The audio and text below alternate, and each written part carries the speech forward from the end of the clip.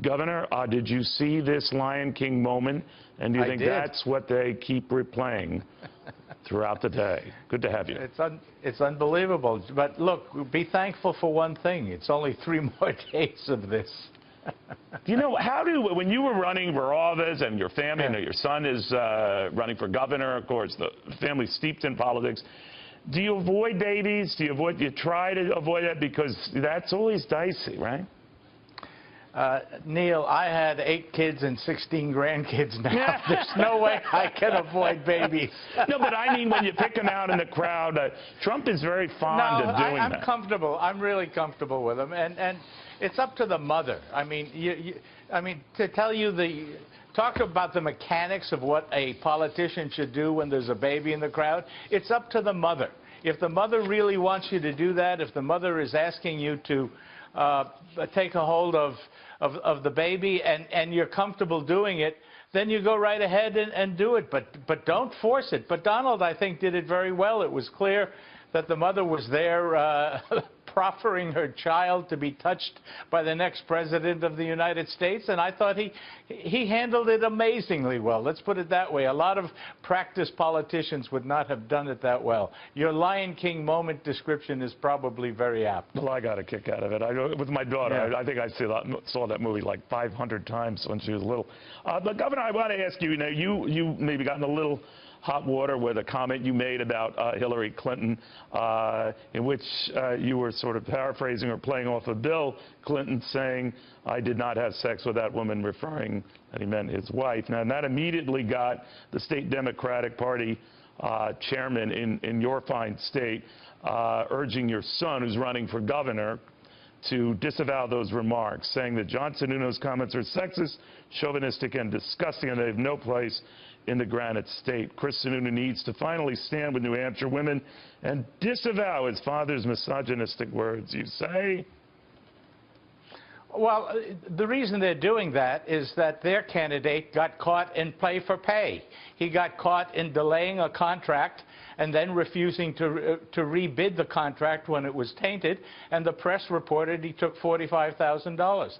The other thing is that the governor of the state, who is running against Kelly Ayotte, not only got caught in a serious pay for play where she took $150,000 from a contractor, but she also had to return about $71,000 of illegal contributions that she took in Boston, Massachusetts. Look, the issue that I wanted to focus on at that event was the culture of corruption that the Clintons have brought to the campaign. And they have done it through the Democratic National Committee that really biased the campaign, so Bernie Sanders had no chance. They have done it with Terry McAuliffe asking Clinton to come in and raise money for his PAC, and then he giving well over $500,000 in what I call an attempted bribe. He gave it to the wife of the deputy director of the FBI when she was running for office in Virginia. So the issues today in terms of closing arguments aren't those distractions. The issues today are what you heard Donald Trump talk about Obamacare, about what's going on in terms of in our state drifting to be like states in New England that were so different. New Hampshire always had an advantage, and over 20 years, Democratic governors have sliced away the advantage that we had. So those are the issues we ought to be talking about at this point. Well, you got it. You know how these things go, Governor, but as your son talk to you and say, you know, Dad, you're a great campaigner, you're great out on the stump, but you got to cool it with that kind of talk. He's out working his tail off campaigning. Okay. Do you think I'd be on your show if we were getting lectures? That's a very good point.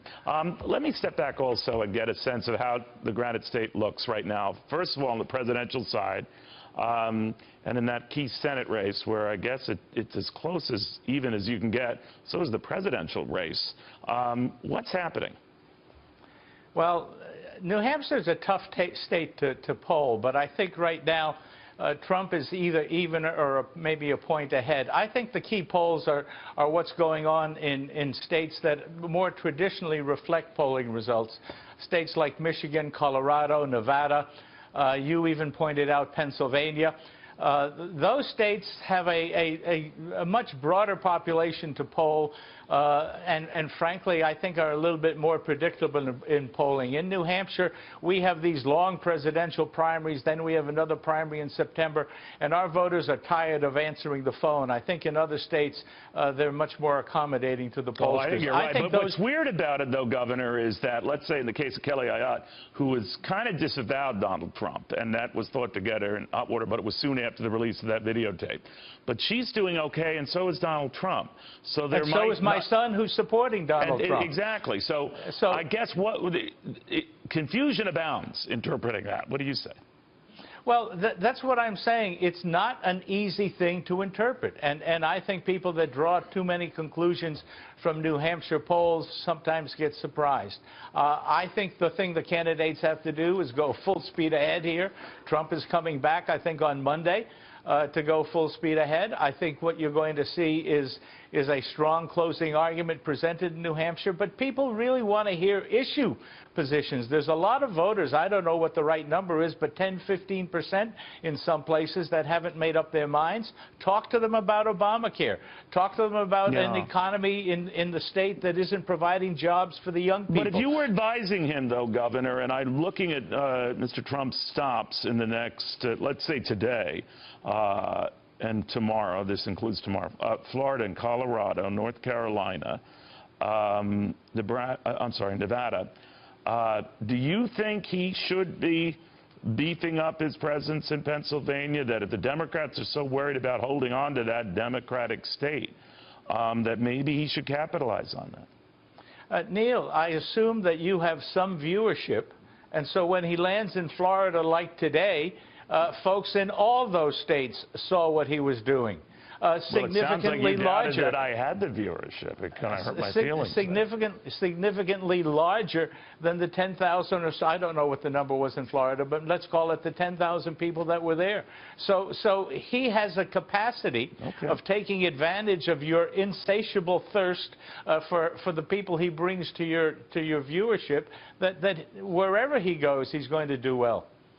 Real quickly, Chris Christie canceled on his own his appearance to help the ticket in. I have no idea. What I find interesting is the Democratic governor of Virginia, after the FBI announced he might be under investigation, has not been showing up with Hillary, and certainly she is hiding Huma Abedin under the rug, especially since we found 650,000 emails in Huma's computer, and I think, I'm not positive, but I think Huma's immunity might be in jeopardy with the FBI. So those are the folks that you really wanted to see with Hillary, but I guess she's hiding them as well. On the Christie thing, if you'll indulge me, Governor, did you recommend that he not come? I have no idea. I'm not involved in any of the planning process up here. All right. I think you're being very modest here, and I think you have more sway on these things than you're letting on. I doubt it. I'm an old, cranky, grumpy governor. Okay. Well, thank you for your references on the Lion King moment that we had today. Always a pleasure, Governor. Again, the signature event there. That's all you need to know. Donald Trump has a thing with babies. They rarely cry, and they become the stuff of cinematic political history. More after this.